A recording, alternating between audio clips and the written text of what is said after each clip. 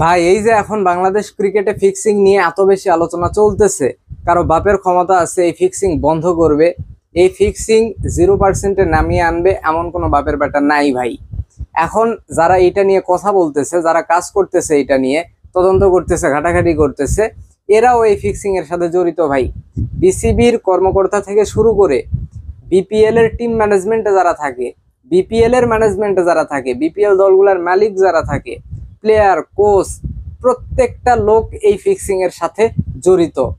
কেননা দেখেন, একটা টিম গঠন করতে, একটা টুর্নামেন্ট চালাইতে মিনিমাম 50 কোটি টাকা খরচ হয়ে যায় ভাই। অত টাকা ধরলামই না, ধরলাম 20 কোটি টাকা, এর থেকে নিচে খরচ আর সম্ভব না। হ্যাঁ, এখন একটা প্লেয়ার কিনতে হয়, তাদেরকে হোটেলে রাখতে হয়, খাওয়া দাওয়া আছে, বিভিন্ন ধরনের ইনস্ট্রুমেন্ট লাগে। হ্যাঁ, ওই যে পরিবহন খরচ আছে, ট্যাক্স ম্যাক্স, অনেক খরচ আছে ভাই, ম্যাচ ফি দেওয়া লাগে, অনেক খরচ আছে। হ্যাঁ, ধরলাম 20 কোটি টাকা। এখন এই দলগুলা যখন চ্যাম্পিয়ন হয়ে যায়, প্রাইজ মানি কয় টাকা পায়? 2 কোটি, 3 কোটি, ধরলাম 5 কোটি টাকা পায়, ধরলাম 5 কোটি টাকা পায় ভাই। বাকি থাকে 15 কোটি টাকা। এই 15 কোটি টাকা তারা উঠায় কিভাবে? অনেকে বলবেন স্পন্সরশিপ থেকে। ভাই, কয়টা স্পন্সর এই দলগুলা পায়? এই দলগুলা কিন্তু মানে বেটের কোনো কোম্পানি স্পন্সর হিসেবে নেয় না। তাহলে এত টাকা কোন কোম্পানি দেয় ভাই? যদি এই 15 কোটি টাকা বাংলাদেশি কোনো কোম্পানি থেকে তোলা লাগে স্পন্সরশিপের মাধ্যমে, তাহলে 7-8টা লাগবে, 7-8টা কোম্পানি লাগবে ভাই। আমরা তাদের জামাতে খেলার সময় অতগুলা স্পন্সর দেখি না, তো অনেক সময় দেখি কোনো দল স্পন্সরই খুঁজে পাচ্ছে না। হ্যাঁ, খুঁজে পাচ্ছে না। তাইলে আসলে এই টাকাগুলা ওঠে কই থেকে? ধরলাম তারা প্রত্যেক বছর আপনার মানে লস করে ফেলে, লস করে ফেলে, তাইলে মানুষের টাকা কি এত ফাটা হয়ে গেছে যে তারা প্রত্যেক বছর লস করতেছে বিপিএল থেকে, তাও টিম কিনতেছে, তাও টিম কিনতেছে, লস করেও কি প্রত্যেক বছর একটা টিম মালিক টিম কিনতে থাকবে? টাকা এত বেশি হয়ে গেছে, কোটি কোটি টাকা প্রত্যেক বছর পানিতে ফেলে দিবে?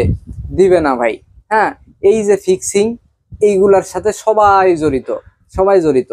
এই যে ম্যানেজমেন্টে যারা থাকে, বিপিএল টুর্নামেন্টে যে আমরা লাইভ ব্রডকাস্ট চলতেছে দেখতেছি, তারাও তো স্পন্সর পায় না, স্পন্সর পায় না। তাইলে আসলে তারা লাভ করে কই থেকে?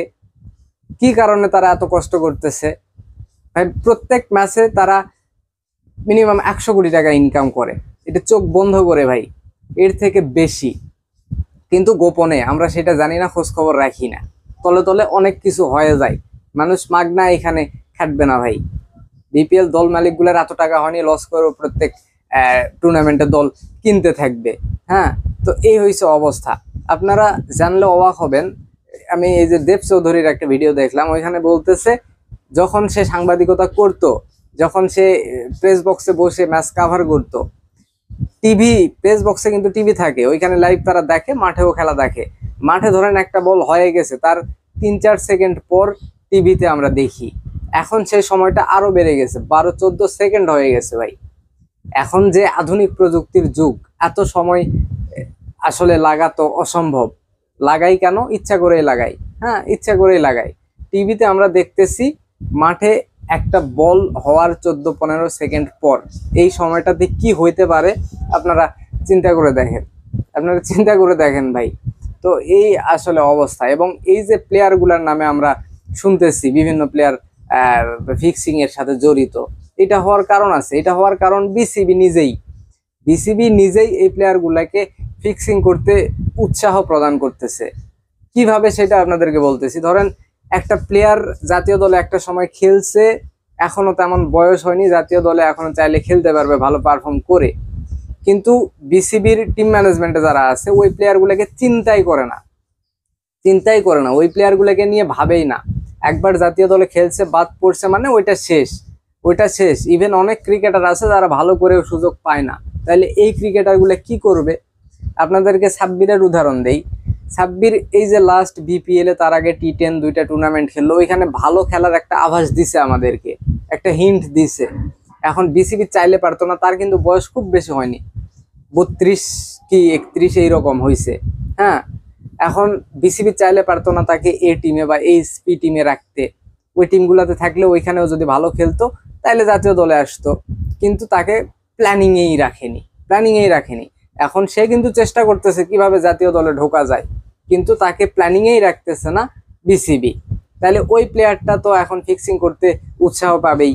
ওই প্লেয়ারটা ধরেই নিছে আমি যতই ভালো করি আমি আসলে জাতীয় দলে আর ঢুকতে পারবো না। এখন বেঁচে থাকার জন্য কি দরকার? টাকার দরকার।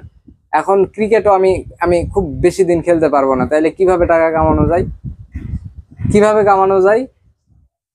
ধরেন বিপিএল এর 2, 4, 5টা ম্যাচ ফিক্সিং করলো, হ্যাঁ ধরেন ওই প্লেয়ারটাকে 10 লাখ টাকাতে কেনা হয়েছে, সেই প্লেয়ার 5টা ম্যাচ ফিক্সিং করে ধরেন 1 কোটি টাকা পেয়ে যাচ্ছে, 1 কোটি টাকা পেয়ে যাচ্ছে। হ্যাঁ, আপনি ধরতে পারলেন পরবর্তীতে তদন্ত করে যে এই প্লেয়ারটা ইয়ে করছে, ফিক্সিং করছে, ওকে আপনারা বাদ দিয়ে দিলেন, আর নিষিদ্ধ করে দিলেন, ওর আর খেলার দরকার নেই। আসলে আর ওর নিজেরও খেলার দরকার নেই, সে ওই সিজন থেকে 1 কোটি টাকা কামাই নিছে, ওইটা নিয়ে ব্যবসা বাণিজ্য করে সারা জীবন চালাইতে পারবে, কোনো সমস্যা নেই। তো বিসিবি তো আসলে প্লেয়ারদেরকে এরকম উৎসাহ দিচ্ছে, হ্যাঁ উৎসাহ দিচ্ছে। অনেক প্লেয়ার আছে ভালো খেলতেছে, জাতীয় দলে আসতেছে না, আশা তারা ছেড়ে দিছে, কয়দিনই আর ক্রিকেট খেলবে, তারা টাকা কামাইতেছে, টাকা কামাইতেছে। সম্পূর্ণ দোষ তো এটা বিসিবির, হ্যাঁ বিসিবির। এবং যেটা দেখলাম যে মানে এই যে ব্রডকাস্টিং এর সাথে যারা আছে তারা পর্যন্ত ফিক্সিং এ জড়িত, তারা পর্যন্ত ফিক্সিং এ জড়িত। মানে এটা তো একটা সহজ চিন্তার বিষয় ভাই, যে একটা টুর্নামেন্ট প্রতি বছর মানে খারাপ হইতে আছে, খারাপ হইতে আছে, তাও এই টুর্নামেন্ট আসলে চলতেছে কেন? কিসের জন্য চলতেছে? যে টুর্নামেন্ট থেকে বাংলাদেশ ক্রিকেটের কোনো লাভই হচ্ছে না, সেই টুর্নামেন্ট চলতেছে কেন? এই যে তলে তলে কোটি কোটি টাকার আসলে লেনদেন এখানে হচ্ছে ভাই, যেটা আমরা জানতেছি না, যেটা আমরা জানতেছি না। তো এই ফিক্সিং আসলে বন্ধ করা সম্ভব না। আপনি কয়জনকে ধরবেন? কয়জনকে ধরবেন? একজন প্লেয়ার যদি স্বীকার না করে যে আমি ফিক্সিং করিনি, তাহলে আপনি কিভাবে বুঝবেন, কিভাবে তার উপর দোষ চাপাবেন? সম্ভব না, সম্ভবই না ভাই। হ্যাঁ, এই যে আশরাফুল যখন বিপিএল এ ইয়ে করছিল, ফিক্সিং করছিল, তদন্ত করে কি বের করছিল? করে নাই ভাই, আশরাফুল নিজে স্বীকার করছিল। হ্যাঁ, সে যদি স্বীকার না করতো তাইলে আর কেউ প্রমাণ করতে পারতো না। হ্যাঁ, তো এই ফিক্সিং খেলাধুলার মধ্যে এগুলা হয়, এগুলা হবেই। এইটাকে বললামই, কোনো বাপের বেটা আসলে 0%-এ নামিয়ে আনতে পারবে না। হ্যাঁ, তো বিসিবি যদি একটু সতর্ক হয় তাইলে এইটা কমানো সম্ভব।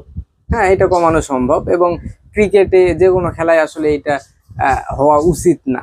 হ্যাঁ, নৈতিকতার প্রশ্ন এখানে চলে আসে। তো দেখা যাক বিসিবি যেই প্রোগ্রাম হাতে নিছে তারা কতদূর কি করতে পারে, সামনের বিপিএল কেমন হয়, ফিক্সিং সামনেও হয় কিনা, হবে এইটা আটকাইতে পারবে না, হয়তো বা একটু কম হবে। হ্যাঁ, এই তো প্লেয়ারদের দিকে আসলে বিসিবির আগে নজর দেওয়া উচিত, প্লেয়াররা যাতে ফিক্সিং এ উৎসাহ না পায়। হ্যাঁ, সেই জন্য বিসিবির আরো দায়িত্বশীল হওয়া উচিত।